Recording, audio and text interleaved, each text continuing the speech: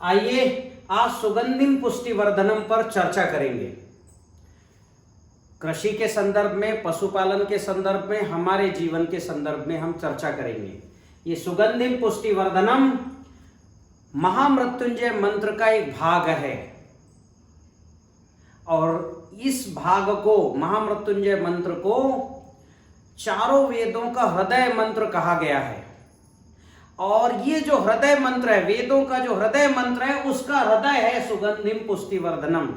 इसका कृषि के जीवन में, हमारे जीवन में, पशुपालन में बहुत बड़ा महत्व है। हमको इस जो है मंत्र को, इस भाग को समझना ही पड़ेगा, तभी हमारी खेती अच्छी होगी, हमारा जीवन अच्छा हो सकता है। सुगंधिम पुष्टिवर्धनम का अर्थ है जहां सुगंध होगा और वहीं पुष्टिवर्धन होगा, अर्थात वहीं स्वास्थ्य मिलेगा, वहीं पुष्टता होगी, वहीं पोषण मिलेगा। ये गंध एक ऊर्जा है और चूंकि ऊर्जा है इसलिए तुरंत प्रभावी है, क्योंकि ऊर्जा तुरंत प्रभाव दिखाती है। तो ये जो ऊर्जा है ये तुरंत प्रभावी है, इसीलिए हमको इसको समझना पड़ेगा। तो गंध एक ऊर्जा है और प्रकृति में ऊर्जा के 5 भौतिक स्वरूप हैं, उसमें से एक स्वरूप है गंध। और इसीलिए इस गंध को समझने के लिए प्रकृति ने हमें एक जो है अंग, ज्ञानेंद्रिय दिया है, नाक। हम नाक के द्वारा इसे तुरंत समझ लेते हैं कि सुगंध है कि दुर्गंध है। तो नाक हमारे शरीर की ज्ञानेंद्रिय है गंध को समझने के लिए। तो ये जो गंध है भूमि से निकलती है तो जीवन ऊर्जा देती है। ठीक है, अगर सुगंध भूमि से निकलेगी तो जीवन ऊर्जा देगी, जीवन का निर्माण करेगी। हमारे शरीर में प्रोटीन, पौधों के शरीर में तना, पत्ती का निर्माण करती है। ऊर्जा का यह स्वरूप अगर भूमि से निकलता है तो वह जीवन ऊर्जा देता है, जीवन का निर्माण करता है। ठीक है, उससे जो है वो कोई ना कोई जीवाणु के द्वारा वो गंध जो है, कोई ना कोई जीवाणु उस गंध को उत्सर्जित करता है। इसलिए जब जो है पहली बारिश होती थी तब हमारी मिट्टी से एक सूंधी महक आती थी। अब तो ये महक आना बंद हो गया है। केवल टीसीबीटी कृषि पद्धति में ही अब ये सुगंध, सूंधी महक आती है और पूरे वर्ष भर आती है। केवल पानी वर्षा होने पर जून में नहीं आती, पूरे वर्ष भर टीसीबीटी कृषि पद्धति में एक सुगंध आती है और यह सुगंध जो है जीवन ऊर्जा का निर्माण करती है। यह सात्विक सुगंध है। वायु से ये गंध हमें मिलती है तो प्राण ऊर्जा देती है और पोषण, खनिज भी देती है। प्राण ऊर्जा के साथ खनिज ऊर्जा भी हमको, वायु से हम इसको अगर लेंगे तो खनिज ऊर्जा मिलती है।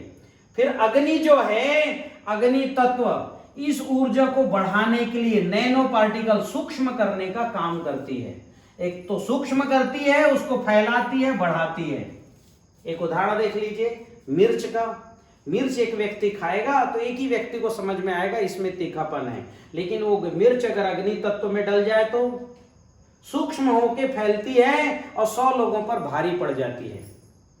ठीक है, तो अग्नि तत्व में अग्नि के इसी गुण को जानने के कारण भारत में एक हवन की परंपरा शुरू हुई। ठीक है, कि पार्टिकल को तोड़ना, अग्नि के माध्यम से उसके गंध को निकालना और फैलाना। तो एक हवन की परंपरा भारत में इसी अग्नि तत्व को ध्यान में रख करके की गई। तो खेती के अंदर हमको जो है इस गंध के विज्ञान को समझना है। तो आइए टीसीबीटी कृषि विज्ञान में इस पर विस्तार से चर्चा करते हैं। तो ये ऊर्जा के जो हैं 2 भाग हैं, एक है सुगंध और दूसरा है दुर्गंध। सुगंध सकारात्मक है, जहां सुगंध होगा वहां जो है सुगंध की इकोलॉजी तैयार होती है। सुगंध यानी जिसको हम बोलते हैं अच्छा गंध, हमारे नाक को जो अच्छा लगता है। दुर्गंध यानी जो हमारे नाक को खराब लगता है। दरअसल ये सुगंध और दुर्गंध ऊर्जा के दो भाग हैं, सकारात्मक और नकारात्मक। सुगंध यानी हमको पोषण देने वाली, और दुर्गंध मतलब हमको जो है हमारे स्वास्थ्य को खराब करने वाली। इसको हमारा नाक पहचानता है, इसलिए दुर्गंध मिलता है तो हमारा नाक कहता है दूर चले जाओ, सुगंध मिलता है तो हमारा नाक कहता है इसको खा लो। प्रकृति में ये सुगंध का स्वरूप इतना भौतिक और इतना व्यावहारिक है कि प्रकृति का हर जीव, मनुष्य छोड़कर, सूंघ कर ही खाता है। हर जीव, छोटा से छोटा जीव और बड़ा से बड़ा जीव पहले सूंघता है हमारे खाने लायक है कि नहीं। क्यों? क्योंकि हमारी जीभ सुगंध और दुर्गंध को, अच्छे पदार्थ और खराब पदार्थ को, पॉजिटिव जो है मैटर और निगेटिव मैटर को हमारा जीभ नहीं पहचान सकता, पर हमारी नाक पहचान सकती है। इसीलिए प्रकृति का हर जीव सूंघ कर खाता है, और इसीलिए सुगंध और दुर्गंध को इतना महत्व दिया गया हमारे भारतीय जीवन की परंपरा में, और उसके आधार पर कई नियम बनाए गए। तो जो सुगंध होता है वो जो है सकारात्मक ऊर्जा है, वो सकारात्मक अणु, सकारात्मक जीवाणु बनाती है। और जो दुर्गंध है वो नकारात्मक ऊर्जा है, वो नकारात्मक अणु बनाती, नकारात्मक जीवाणु बनाती है। जहां नकारात्मक ऊर्जा होगी वहां नकारात्मक जो है फंगस आएगा, मतलब अंडज, द्विदज, स्वेदज और जरायुज, नकारात्मक सूक्ष्म जीव पैदा होंगे, नकारात्मक अणु भी बनेगा। अभी बताऊंगा आगे चल के कि कैसे बनता है। नकारात्मक जीवाणु उस पे उत्पन्न होंगे, फिर नकारात्मक जीव आएंगे। तो इस तरह पूरी इकोलॉजी, नकारात्मक इकोलॉजी विकसित होती है। अगर सुगंध हुआ तो सुगंध की जो है सकारात्मक इकोलॉजी, और अगर दुर्गंध की ऊर्जा हुई तो दुर्गंध की इकोलॉजी, पारिस्थितिक तंत्र बनती है। तो इस तरह से सुगंध और दुर्गंध, चूंकि ये ऊर्जा के फॉर्म पर है, ये प्रकृति निर्माण करती है, इसलिए इसको समझना बहुत जरूरी है। आइए इसको समझते हैं। ये जो दुर्गंध है ये जहर से ज्यादा खतरनाक है। क्यों खतरनाक साहब? क्योंकि दुर्गंध होगा, जैसे शहर का सड़ा नाला, उसका रूप अच्छा है क्या? रंग अच्छा है क्या? उसका गंध तो दुर्गंध है ही, उसका स्वर स्पर्श सब खराब रहता है। उस पे जो है अगर थोड़ी सी हमारी उंगली चले जाए तो हम इसको 4 बार धुलेंगे, राख से मांजेंगे हाथ को, क्योंकि दुर्गंध जो है हमारे शरीर को, हमारे मन बुद्धि सबको जो है तुरंत प्रभावित करता है, तुरंत। जहर तो हमारे शरीर में रुकता है, जहर को रोकने की क्षमता और जहर को समाप्त करने की क्षमता हमारे शरीर में है, पर दुर्गंध को रोकने और समाप्त करने की क्षमता हमारे शरीर में नहीं है। ये अंदर जाके पोर पोर यानी हमारे टिश्यूज तक, हमारे डीएनए तक जाकर जो है दुर्गंध हमारे शरीर को प्रभावित करता है। इसलिए हम जैसे दुर्गंध में आते हैं हमारे शरीर की ताकत घट जाती है। और ये प्रयोग मैंने कई बार अपने पिछले प्रशिक्षणों में वैद्य राजेश कपूर विधि से और मेरे पेंडुलम विधि से कई बार मैंने करके भी आप सबको दिखाया है। तो ये जो दुर्गंध है ये जो है तुरंत प्रभावी है और हमारी ताकत को 99% खत्म कर देती है। इसके अलावा ये दुर्गंध जो है सभी दुर्गंध के अणु और जीवाणुओं का निर्माण करती है। तो उससे क्या है, जैसे जो है जहां दुर्गंध है वहां पर मक्खी, मच्छर, कीट और जो है कई तरह के डेंगू, मलेरिया के जो है वायरस और कई तरह के वायरस और कई तरह के कीट जो है पैदा होंगे। तो ये निगेटिव इकोलॉजी करती है। और ये इकोलॉजी एक बार भी अगर ये इकोलॉजी डेवलप हो गई तो इनके बच्चे पैदा होने शुरू हो जाते, फिर ये 10 साल 20 साल ये इकोलॉजी, पारिस्थितिक तंत्र चलती रहती है, चलती रहती है, चलती रहती है। तो इसीलिए जो है इस इकोलॉजी को आने ही नहीं देना चाहिए। आ गया तो सकारात्मक दुनिया के जीवन में बहुत ज्यादा डिस्टर्ब करेगी, बहुत प्रभावित करेगी, इसलिए इसको आने ही नहीं देना है।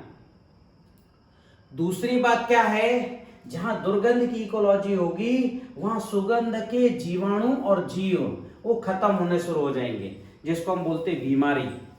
जहां दुर्गंध के अणु और जीवाणु आएंगे वहां सुगंध के जीव ऑटोमेटिक खत्म होने शुरू हो जाएंगे। जैसे अभी आप देखिए दुर्गंध के जो है, जैसे लेंटाना एक दुर्गंध आता है, जहां जहां लेंटाना और गाजर घास में भी एक दुर्गंध आता है ना, जहां जहां गाजर घास और लेंटाना, भारत भर में लेंटाना ने भारत के जो है पौधों की जैव विविधता को समाप्त कर दिया। पूरा लेंटाना छा गया, अब दूसरे पौधे वहां उगते ही नहीं है। वैसी गाजर घास जहां आ गया, वहां दूसरे खरपतवार, जो औषधि खरपतवार अच्छे, वो भी नहीं उगते, फसल तो उगती ही नहीं है।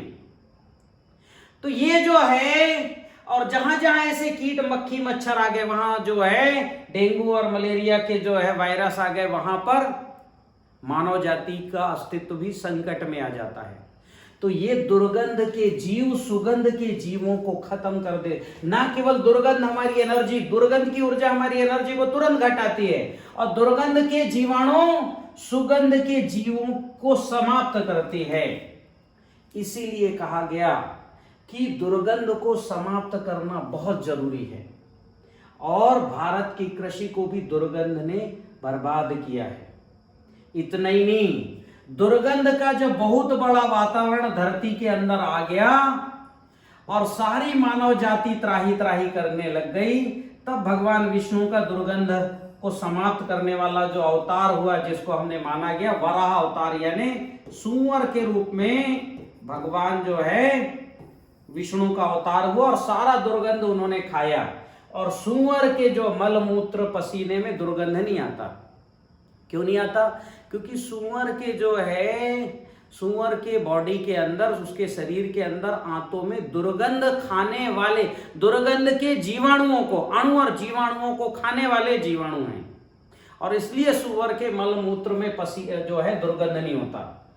और इसीलिए सूअर के मल जो है, सूअर के रक्त मांस और उसके मल से भारत में कृषि के लिए पहला जो है बायो फर्टिलाइजर बना, पहला जीवाणु उर्वरक बना, जिसको नाम दिया कुणप जल। और हमने इस कुणप जल से 35 तरह के ऐसे फफूंद जो है आइसोलेट किए, जो खेती में जाके जो दुर्गंध फैलाने, मतलब जो फसल को खत्म करने वाले जो दुर्गंध वाले जीव पैदा हो गए, फंगस, उनको खाने वाले फंगस इससे आइसोलेट किए। मतलब जैसे सूअर दुर्गंध के अणु और जीवाणुओं को खत्म कर देता है उनका अस्तित्व, उनके पेट से निकले हुए वो जीवाणु खेती में जो दुर्गंध से पैदा हो गए हैं, फंगस, वायरस और जीवाणु, उनको खत्म करते हैं। और उस फार्मूले का नाम है कुणप जल, जो वृक्षायुर्वेद में वर्णन है, जो मैंने पिछले प्रशिक्षणों में बताया है। तो भारत का पहला बायो फर्टिलाइजर आज से 1800 साल पहले वृक्षायुर्वेद में उल्लेखित है।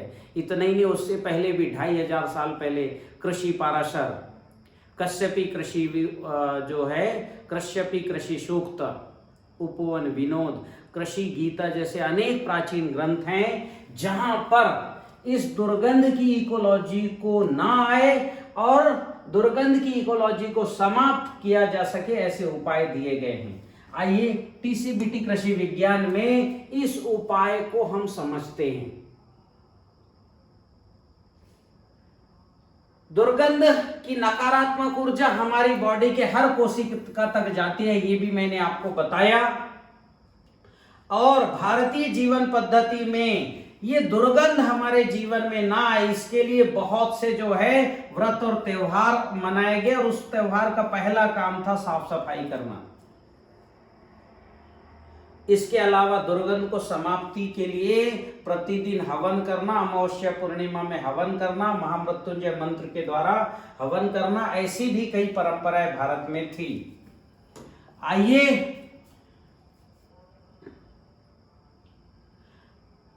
भारत की कृषि परंपरा में एक और बात थी कि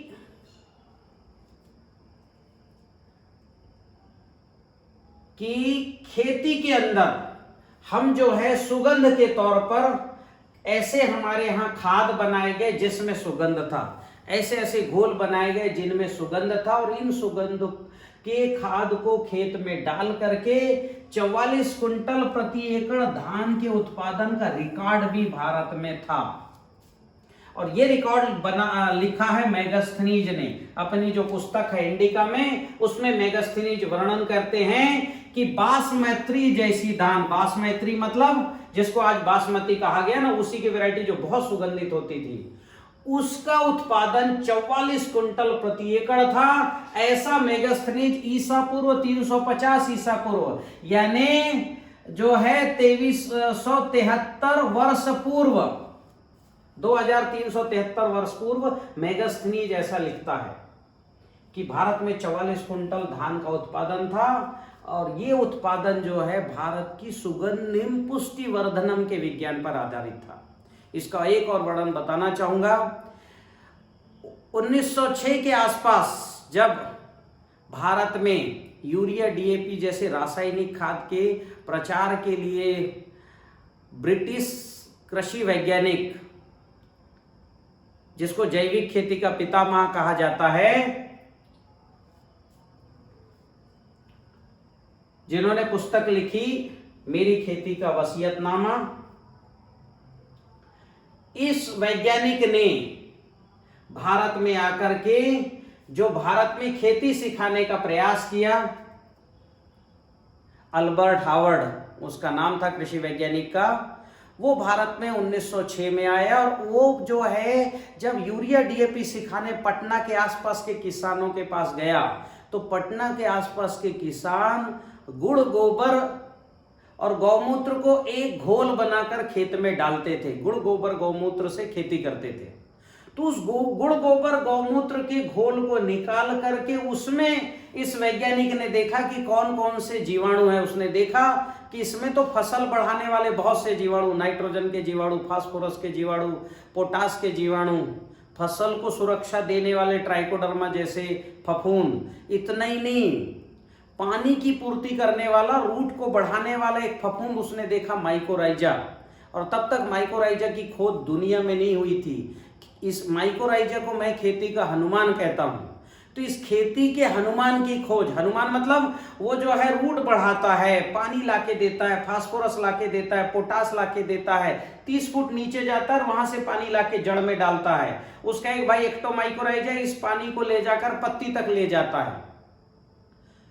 पौधे पर किसी तरह के प्राकृतिक आपदा होती है, बीमारी आती है, उससे भी बचाने का काम माइकोराइजा करता है। इस महत्वपूर्ण जीव को उसी गुड़ गोबर जो एक कर रहे थे किसान, उनके गुड़ गोबर एक किए हुए जो है फार्मूले से इस वैज्ञानिक ने, अल्बर्ट हावर्ड ने देखा और दुनिया को बताया। इसके लिए दुनिया अल्बर्ट हावर्ड को जो है जैविक खेती का पिता कहती है। तो जो जैविक खेती का पिता है वो भी भारत में आकर के और पटना के आसपास के किसानों से सीखा कि कैसे जो है इन जीवाणुओं को उत्पन्न किया जा सकता है। तो भारत में सुगंध के खाद बनते थे, दुर्गंध के खाद ने भारत को बर्बाद किया है। तो मेरा कहने का आशय है, जो दुर्गंध है वो खेती के लिए बहुत नुकसानदायक है, ये जहर से ज्यादा नुकसान करता है। और भारत में जब तक सुगंध की जो है खेती की गई, भारत में 44 कुंटल धान का उत्पादन, अभी जो है 1635 के आसपास केरला के भूभाग पर 35 कुंटल प्रति एकड़ धान का उत्पादन है। ऐसे सुंदरलाल एक जो है इतिहासविद हुए, उन्होंने भी अपनी पुस्तक में लिखा है। तो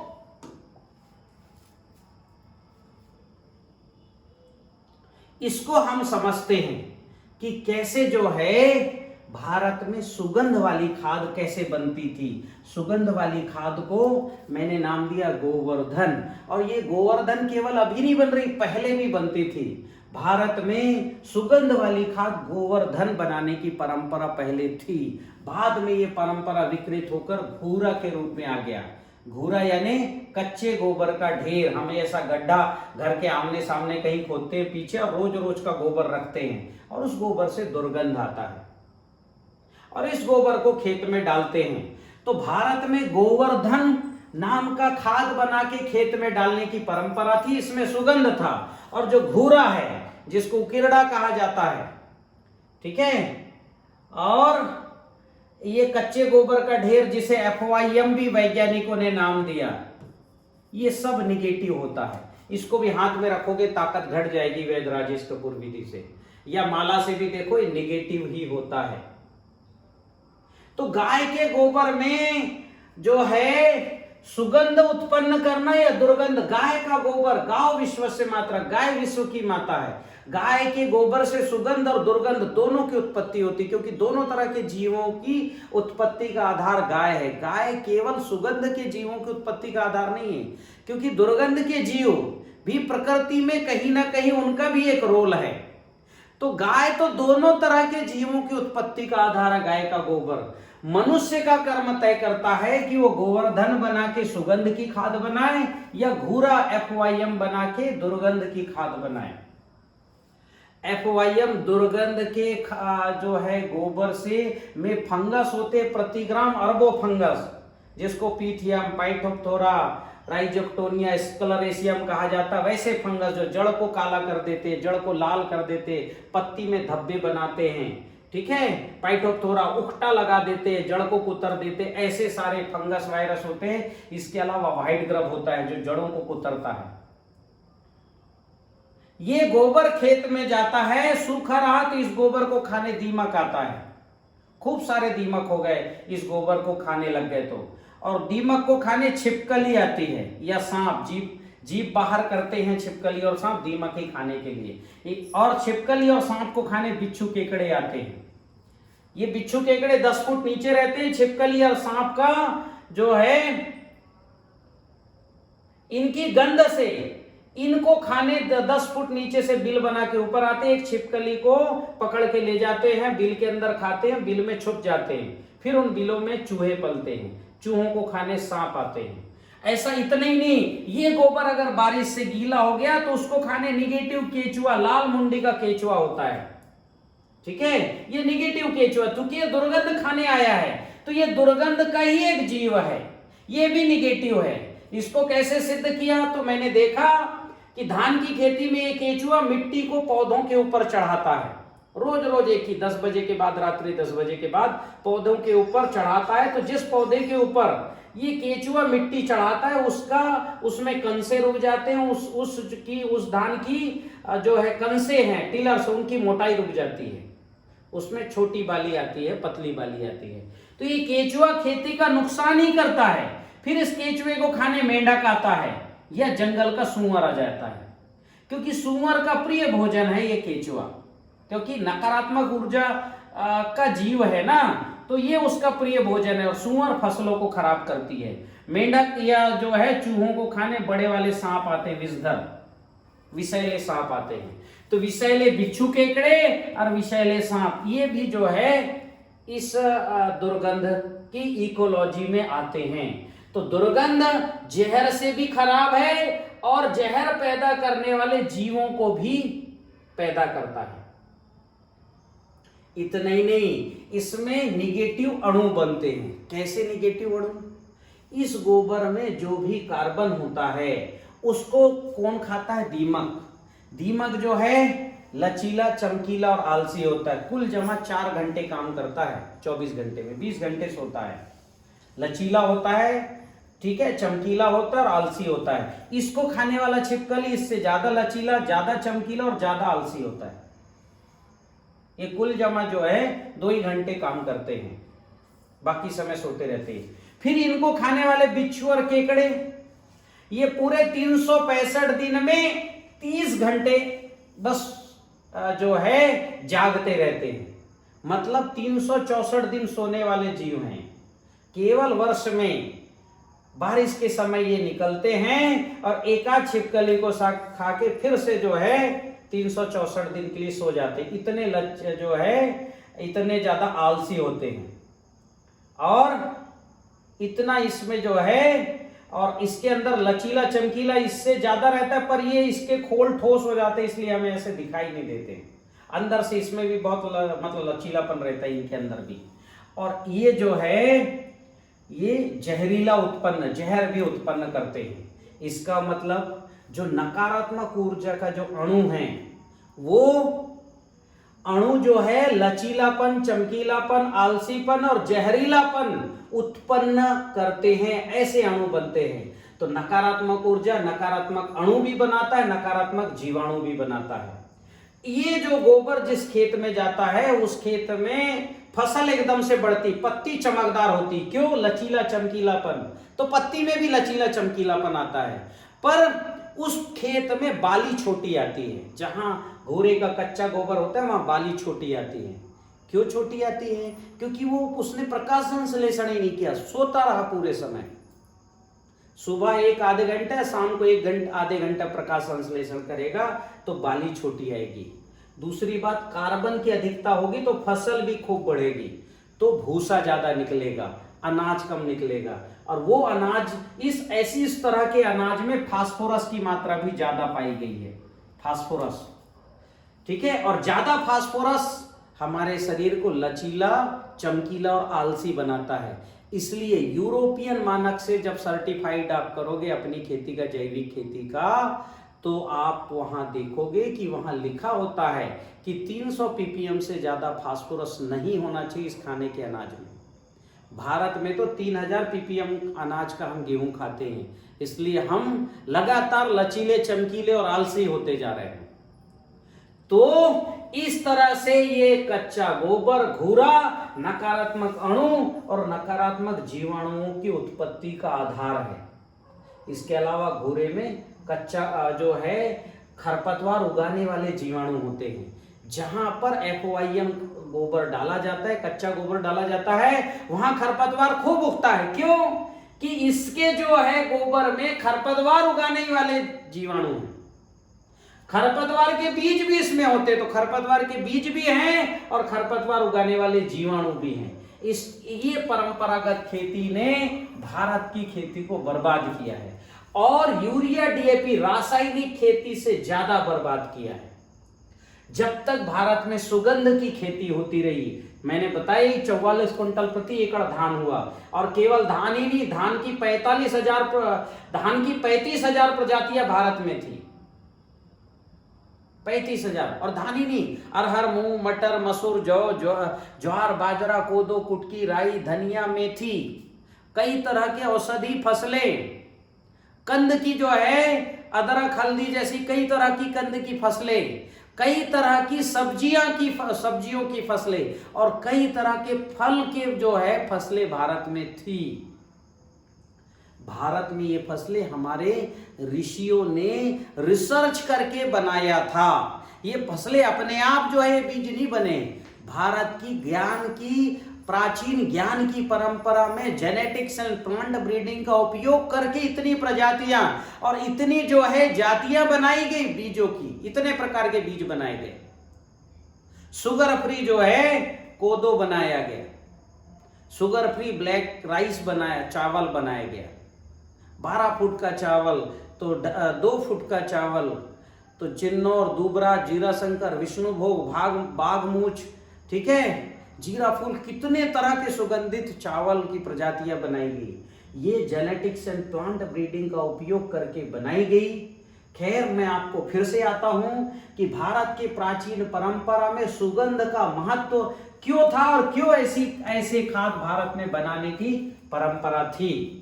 भारत में भगवान कृष्ण ने जो है गोकुल के लोगों को यही सिखाया कि आप घूरा मत बनाओ, गोवर्धन बनाओ। उन्होंने गोबर की ओर इशारा करके गोवर्धन बनाने की ही बात कही थी, जिसमें ये नाइट्रोजन के जीवाणु, फास्फोरस के जीवाणु, पोटास के जीवाणु, माइकोराइजा सहित अनेक तरह के जीवाणु आएंगे और मिट्टी में सुगंध रहेगा तो उसको खाने सफेद केचुआ आएगा जो 15 फुट 30 फुट नीचे तक जाता है, मिट्टी में ऊपर आता है। तो ये सफेद केचुआ पैदा करने की यानी सुगंध की इकोलॉजी का हमारा सरदार सफेद केचुआ, इंडोजैक केचुआ है। ये निगेटिव केचुआ को एपिजैक केचुआ कहा जाता है, जो दुर्गंध की गोबर और मिट्टी को खाता है। तो भारत की परंपरागत खेती में जब से घुराया तब से हमारी खेती खराब हुई और 1961 और जो है 67 के बीच में भारत में भूखमरी आई। 1999 तक भारत में धान का उत्पादन जो है 6 क्विंटल प्रति एकड़ था। 2005 से फिर भारत का उत्पादन धान की खेती में बढ़ा और उसमें वैज्ञानिकों का निश्चित योगदान है। आइए हम जो है एक और दुर्गंध की जो है खाद जिसने भारत की खेती को बर्बाद किया, उस पर चर्चा करते हैं। भारत में प्राकृतिक खेती के नाम पर पिछले 25-30 सालों से एक घोल डलवाया जाता है, गोबर, गोमूत्र, गुड़, बेसन का घोल। ये सबको घोल बना करके तरल जो है जीवाणु खाद खेत में डाला जाता है, तरल घोल बनाया जाता है। ये गोबर, गोमूत्र, गुड़, बेसन को 7 दिन सड़ाया जाता है और फिर खेत में डाला जाता है। मैं बताना चाहूंगा इस घोल ने भी भारत की खेती को बर्बाद करने में बहुत बड़ा योगदान दिया है। क्यों? ये जो बेसन होता है, बेसन, ये बेसन सड़ेगा, 7 दिन सड़ेगा तो दुर्गंध आएगा कि सुगंध? बिल्कुल दुर्गंध आएगा। और जो जानवर मरते हैं उससे भी ज्यादा दुर्गंध आएगा, भयंकर दुर्गंध आता है बेसन का बना हुआ, बेसन का सड़ा हुआ घोल। और जहां दुर्गंध आएगा वहां अच्छे जीव कभी नहीं आएंगे, ये बात तो तय है, खराब ही जीव आएंगे। तो ये गोबर, गोमूत्र, गुड़, बेसन के घोल में खराब जीव आए। चूंकि इसमें गोबर, गोमूत्र, गुड़ होता है और बेसन का अमीनो एसिड पहले साल काम करता है, इसलिए पत्ते चौड़े आ जाते हैं पहले साल। तो पत्तों में ग्रोथ तो आता, उपज नहीं आती, उपज तो सामान्य आती है, पर अगले साल जैसी बेसन की दुर्गंध फंगस को खेत में बढ़ाता है, दूसरे साल से उपज घटती, तीसरे साल घटती, चौथे साल और घटती है। भारत में हजारों लोगों ने गोबर, गुड़ जो है गौमूत्र, गुड़, बेसन का घोल डाला, खेती बर्बाद की, वापस रासायनिक खेती में आ गए। तो प्राकृतिक खेती ने भारत की रसायन मुक्त मतलब खेती के परंपरा को एक बहुत बड़ा और उसमें जो है एक भयंकर जो है दुष्कर्म का योगदान दिया, बहुत नुकसान पहुंचाने का योगदान दिया। और जो रसायन मुक्त खेती करने आगे आ रहे थे वो भी किसान पीछे हट गए, क्योंकि ये जो है ये घोल डला आपके जो है गुजरात में डला, वहां सैकड़ों किसानों की खेती बर्बाद हुई। तेलंगाना में डला, सैकड़ों किसानों की खेती बर्बाद हुई। खूब फंगस वायरस जमीन में आया, पौधों में खूब कीट लगे। जो है शिमला में, हिमाचल प्रदेश में, उत्तराखंड में कई किसानों की खेती बर्बाद हुई। जितना ज्यादा ये घोल डला वहां उतना ज्यादा खेत में फंगस आया, मिट्टी निगेटिव हुई, मिट्टी की ऊर्जा निगेटिव हुई तो निगेटिव अणु और जीवाणु उत्पन्न हुई और खेती में ऊपर फसलों के ऊपर भी कई तरह के कीटों ने हमला किया। क्योंकि मिट्टी निगेटिव होगी तो फसल की ऊर्जा और घट जाती है, उसकी ताकत, रोग प्रतिरोधक क्षमता और घट जाती है, उसमें कीट और हमला करते हैं। तो ये जो दुर्गंध है इसने ऊर्जा के स्तर पर खेती को बर्बाद किया है। किसानों को इससे बचना चाहिए और इससे बचने के कुछ उपाय बताता हूं, उसको तुरंत उपयोग में। सबसे पहले तो ये बेसन निकाल दें किसान इस घोल से और यहां छाछ डाल दें, ठीक है, 2-3 लीटर 6 लीटर तक छाछ डाल दे तो गोबर, गोमूत्र, गुड़, छाछ और बरगद या पीपल के नीचे की मिट्टी का घोल जो है बना ले तो उसमें सुगंध आएगा। 2 महीने बाद भी सुगंध आएगा। इसको मैंने नाम इसलिए सजीव जल दिया कि उसमें जो है अच्छे जीव आएंगे, सकारात्मक जीव आए, इसलिए उसमें सजीव जल, इसको हमने नाम ही बदलने का प्रयास किया। किसानों को प्रयास किया कि बेसन को तो हटा ही दो, ठीक है। और जो आपने दुर्गंध, चाहे कच्चा गोबर का घोल डाल के दुर्गंध जो है खेत में आपने कच्चा गोबर FYM डाल के खेती में दुर्गंध बढ़ाया हो, या ये गोबर, गोमूत्र, गुड़, बेसन का घोल डाल के खेती में दुर्गंध बढ़ाया हो, इसको समाप्त आपको करना ही पड़ेगा। भारत की परंपरा में इसको समाप्त करने के लिए TCBT में तो मैंने बहुत अच्छे उपाय दिए हैं, ठीक है। TCBT में हमने बहुत अच्छे उपाय दिए हैं, पर कुछ भारत की परंपरा के उपायों पर चर्चा करते हैं। जैसे दुर्गंध को हटाना, भारत में साफ सफाई एक बड़ी परंपरा थी, बहुत अच्छी जो है एक परंपरा थी, घर में साफ सफाई ताकि दुर्गंध ना रहे। दुर्गंध से उत्पन्न होने वाले कारणों को, कोई भी ऐसे कारण नहीं जिसमें दुर्गंध, पानी का इकट्ठा करना या जो है कोई चीज को ऐसे सड़ाना, दुर्गंध का ऐसा कोई काम नहीं होना चाहिए। दुर्गंध से उत्पन्न हुए जीवों को मारना और प्राकृतिक तरीके से मारना, जीवो जीवस्य जीवनम की परंपरा, ये मैं आगे बताऊंगा कि TCBT में जीवो जीवस्य जीवनम की परंपरा से हमने दुर्गंध के जीवों को क्यों मारा। क्यों? ये एक बार अगर दुर्गंध के जीव उत्पन्न हो गए तो नुकसान ही करेंगे। मक्खी, मच्छर, इल्ली, सांप, बिच्छू, केकड़े, ये तो नुकसान ही करेंगे ना, किसी भी स्थिति में फायदा तो करेंगे नहीं। तो इनको मारना पड़ेगा। धर्म हिंसा तदेव च, इन्हीं को मारने के लिए भगवान कृष्ण ने ये वाक्य गीता में हमें दिए हैं। और मारना भी कैसे है? प्राकृतिक विधि से, यानी जीवो जीवस से। उसी जो है दुर्गंध के जीवों को मारने के लिए उसी जो है प्रजाति के सुगंध के जीवों को हमको मारने के लिए भेजना पड़ेगा। ठीक है। और इसके लिए हमने और हवन करना, सुगंधित फूल पौधे खेत घर पे लगाना, खेत में लगाना, इसकी परंपरा भारत में थी। तो अभी दुर्गंध के जीवों को मारने के लिए टीसीबीटी कृषि विज्ञान में हमने जो है प्राकृतिक और आयुर्वेदिक उपाय बताए हैं। उसमें से एक जो है उपाय, बहुत शानदार उपाय, ऊर्जा जल। ये ऊर्जा जल डालेंगे तो दुर्गंध की ऊर्जा जो है ये समाप्त हो जाएगी। क्योंकि दुर्गंध की ऊर्जा जब तक रहेगी तब तक दुर्गंध के अणु और जीवाणु बनते रहेंगे खेत में। हमें इस ऊर्जा को सबसे पहले नष्ट करना पड़ेगा। ये ऊर्जा 100% नष्ट हो जाती है ऊर्जा जल से। ऊर्जा जल क्या है? ऊर्जा जल 100 ग्राम अग्निहोत्र भस्म और 100 ग्राम फिटकरी, ये तीनों की पोटली बनाओ, 200 लीटर पानी में रखो। 12 से 14 घंटे में जो है ये फिटकरी घुल जाती, बन जाता है ऊर्जा जल। इस ऊर्जा जल को खेत में सिंचाई के साथ चलाओ। जैसे ही आप 1000 से 2000 लीटर ऊर्जा जल खेत में डालेंगे, 1000 से 2000 लीटर ऊर्जा जल खेत में डालेंगे, आप ये जो दुर्गंध की ऊर्जा है ये समाप्त हो जाएगी। और ये इसमें जो फिटकरी है, दुर्गंध की ऊर्जा से उत्पन्न जो फंगस है उनको मारने का काम करता है। फिटकरी अपने आप में बहुत अच्छा फंगीसाइड है। तो ये जो ऊर्जा जल है इसमें जो अग्निहोत्र भस्म है, ये अग्निहोत्र भस्म नकारात्मक ऊर्जा को खत्म करता है। और जो फिटकरी है ये नकारात्मक ऊर्जा से उत्पन्न हुए फफूंद, पाइटोप्थोरा, पीथियम, राइजोक्टोनिया, स्क्लेरेसियम जैसे फफूंदों को समाप्त करता है। इसलिए ऊर्जा जल टीसीबीटी कृषि पद्धति में अनिवार्य जो है फार्मूला है। हर किसान को सबसे पहले ऊर्जा जल डालने के लिए मैं बार बार इसीलिए कहता हूं कि 1000-2000 लीटर ऊर्जा जल डालो। इसके अलावा फफूंद भक्षक घोल हम बनवाते हैं। फफूंद भक्षक घोल में दुर्गंध से उत्पन्न हुई जो फंगस है, पीथियम, पाइटोप्थोरा, राइजोक्टोनिया, स्क्लेरेसियम, है ना, जिसको हम जो है जिसको जड़ को काला होना पीथियम, उकटा लगना पाइटोप्थोरा, चने में आता है फ्यूजेरियम, ऐसे फंगस को खाने वाले फंगस और जीवाणु हैं। किसमें? फफूंद भक्षक घोल में। ये घोल अगर इसको भी डाल दिया जाए 500 से 1000 लीटर, तो ये ढूंढ कर जो ऊर्जा जल से बच गए हैं ऐसे फंगस को, ऐसे निगेटिव फंगस को ढूंढ कर ये खाते हैं। ये फंगस की ही प्रजाति के एक मांसाहारी फंगस हैं। तो ये खेत में 1500 लीटर ये हमको डाल देना है। तो क्या होगा? हमारी खेती में फंगस पूरी तरह से समाप्त हो जाएगा।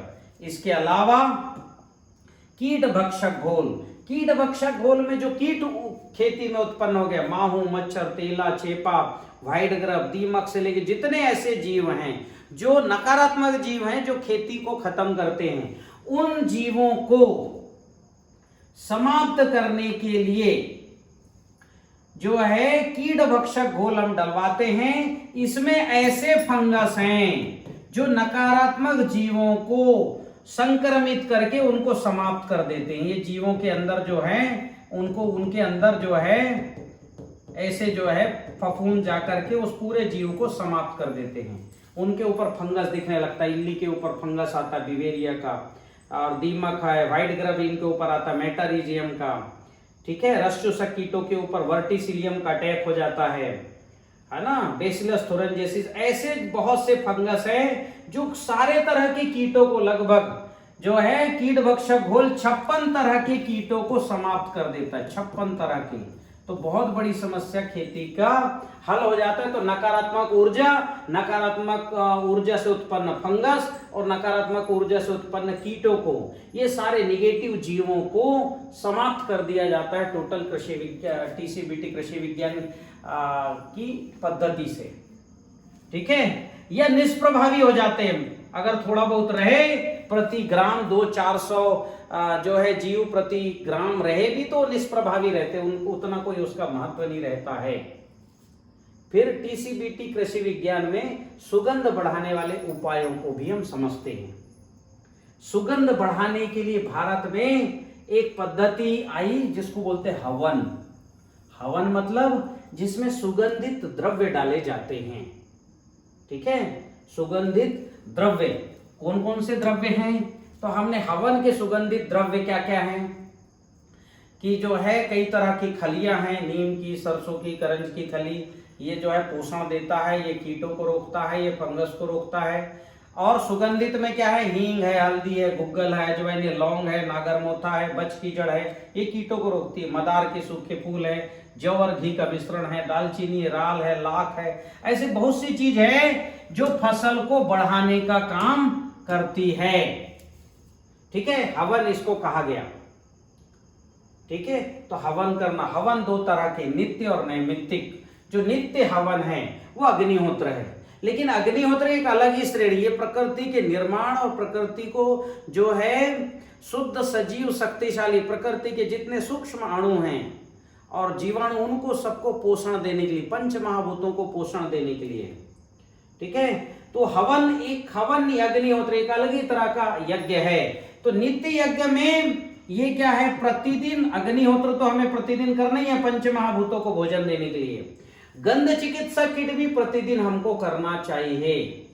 तो गंध चिकित्सक किट आप बनाएं। सबसे पहले तो क्या करें, ये जो जितने भी द्रव्य मैंने बताए इन सब का जो है और जो है सबको मिला कुचल कर बारीक करके मिला करके एक जो है सुगंध का एक तैयार कर लें। ठीक है, सुगंध का मिश्रण तैयार कर लें। फिर क्या करें, एक इस तरह की ऐसी एक जो है एक ऐसा कटोरी बनाए, नीचे जो है स्थिर रहेगा, यहां पर जो है घी का दीपक जला दे और 4 ऐसे जो है ऐसे नोक 4 बना दे।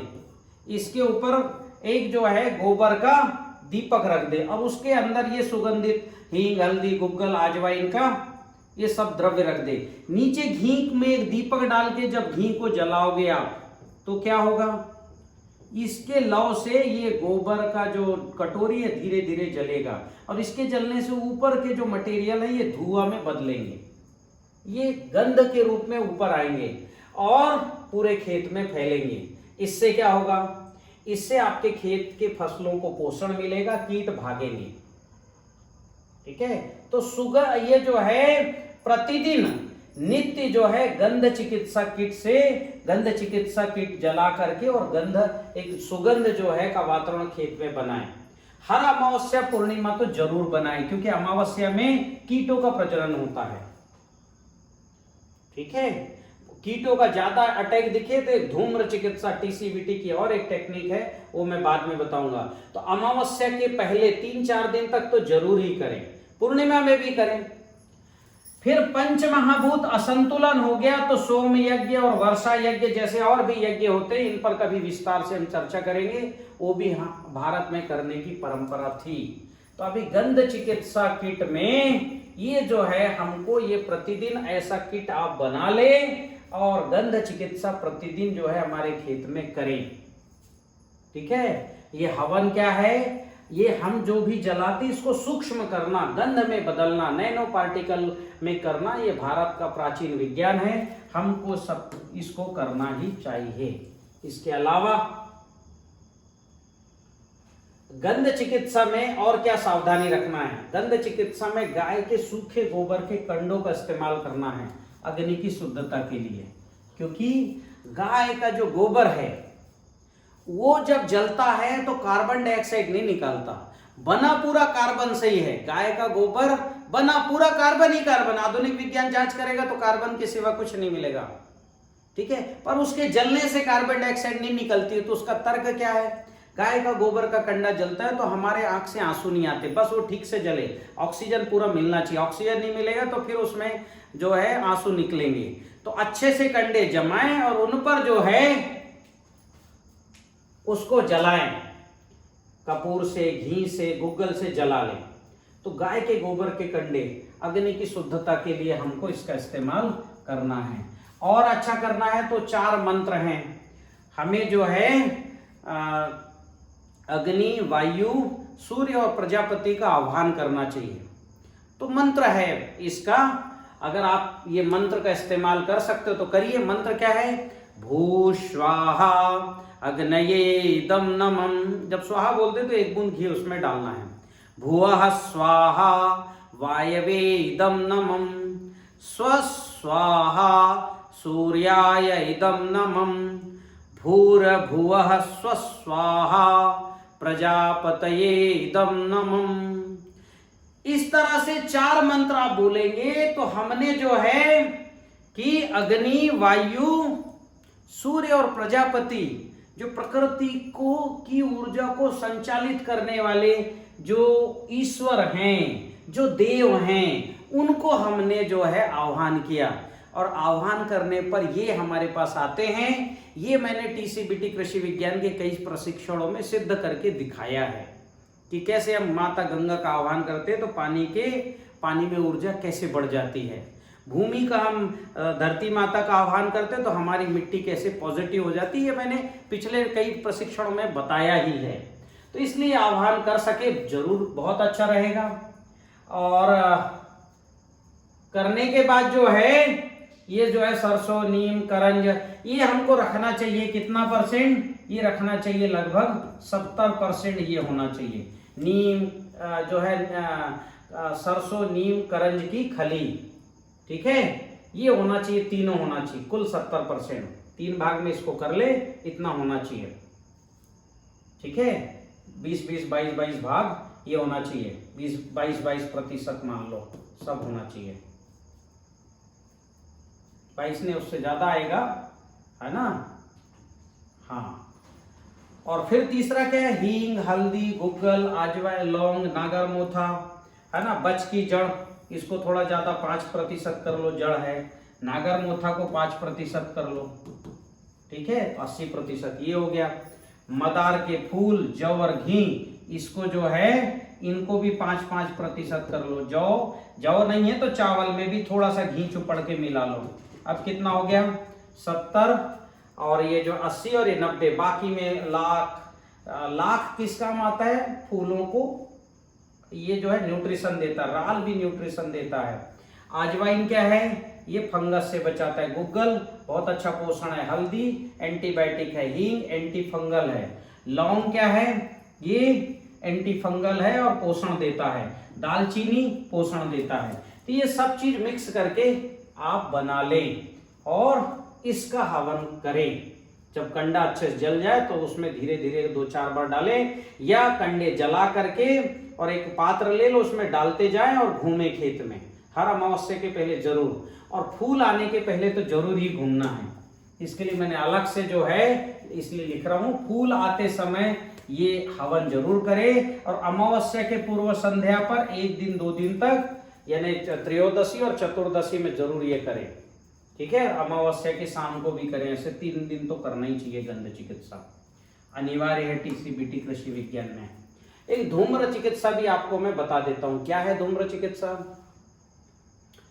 सबसे पहले तो ऐसे मोटे मोटे कंडे बनाने हैं, ठीक है, इतने लंबे अच्छे मोटे कंडे, इस आकार के कंडे, मोटे कंडे हाथ के आकार के गोबर के बना लो, ठीक है। बनाने के बाद उनको सुखा लो। सुखाने के बाद उनको क्या करो? छाछ में डुबो। छाछ ले लो 1 बाल्टी, उसमें डुबो और फिर से सूखने रख दो। तो उसको छाछ में डुबाए और निकाले, पूरा छाछ निथरने दो, फिर सूखने रख दो। ऐसी नीम जो है, नीम का जैव रसायन नहीं है तो नीम पत्ती का काढ़ा बना लो। उस काढ़ा में और जो है ये या निम्बोले का जैव रसायन बना लो या काढ़ा बना लो नीम पत्ती का, उसमें डुबाओ। किसको? ये कंडों को डुबाओ और निकालो, सूखने रख दो। फिर गौमूत्र में डुबाओ।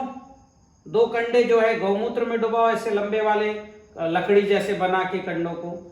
इसको जो है निथरने दो, इसको भी धूप में सुखाओ।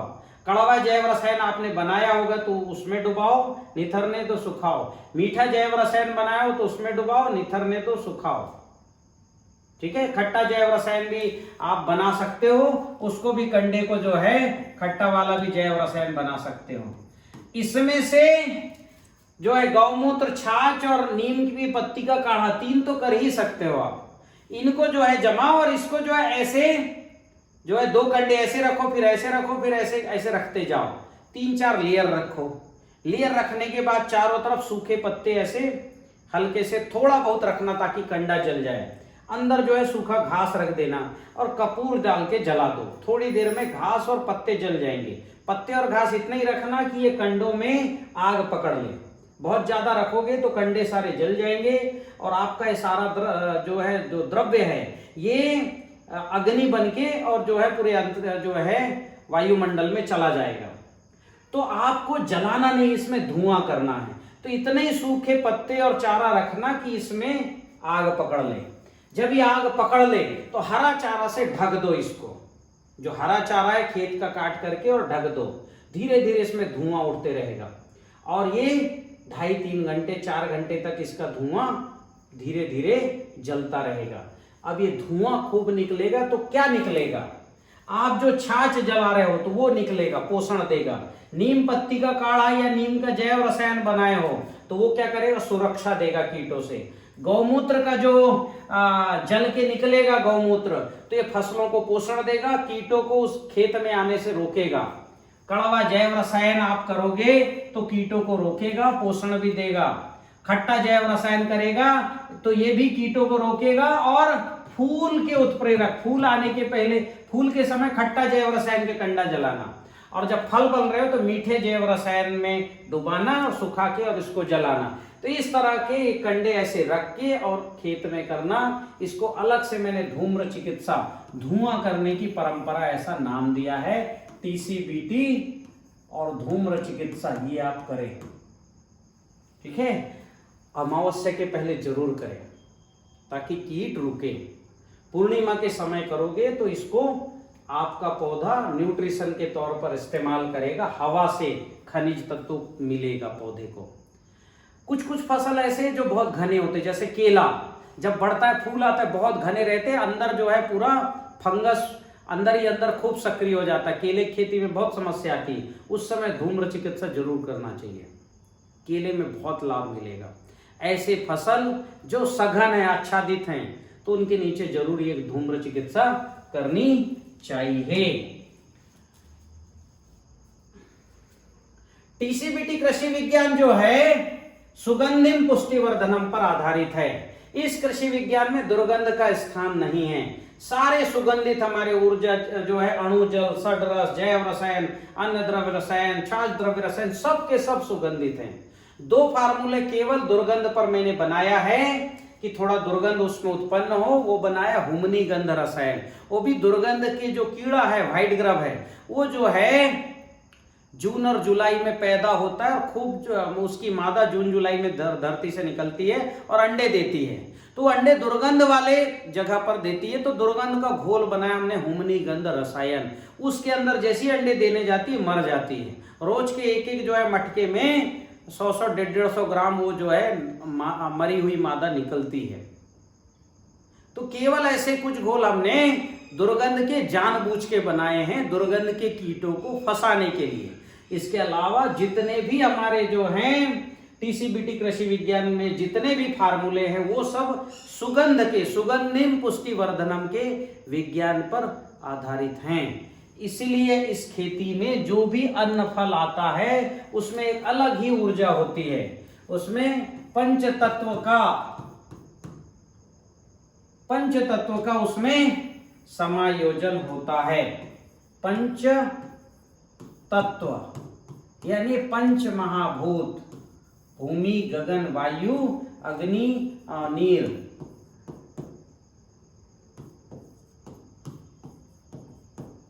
ये 5 महाभूत यानी प्रकृति बनाने वाले जो 5 महाभूत है, पंच तत्व, इस खेती में टीसीबीटी कृषि पद्धति में होता है। और इसलिए ऐसा फूड खा करके जिसमें 5 महाभूत होगा, ऐसा फूड हम खाएंगे, जैसा खाए अन्न वैसा होए मन।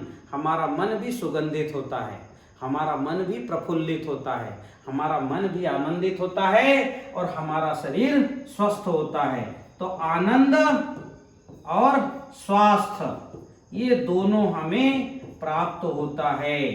कई ऐसे जो है हमारे पास उदाहरण है, कई जो है जो पंच महाभूत टीसीबीटी पंच तत्व युक्त जो है खाद्यान्न खा करके उनका शरीर स्वस्थ हुआ, अब वो आनंद से रहने लगे। ऐसे हमारे पास कई उदाहरण आए हैं। टीसीबीटी जो है कृषि पंचांग में हर वर्ष हम ये उदाहरण प्रकाशित करते हैं और मेरे YouTube चैनल में ऐसे बहुत से किसानों का और नागरिकों का इंटरव्यू भी है जो पंच तत्व फूड खा के उनका शरीर स्वस्थ हुआ और अब वो आनंद से रहते हैं। तो सुगंधिम पुष्टिवर्धनम यानी सुगंध ही हमारे शरीर का पुष्टिवर्धन करता है, हमें आनंद देता है। इस बात को हमें समझना है। और कृषि के अलावा अब ये जीवन शैली में और पशुपालन में हम कैसे इसका उपयोग करेंगे अगले वीडियो में हम जानेंगे। तब तक के लिए नमस्कार, जय हिंद।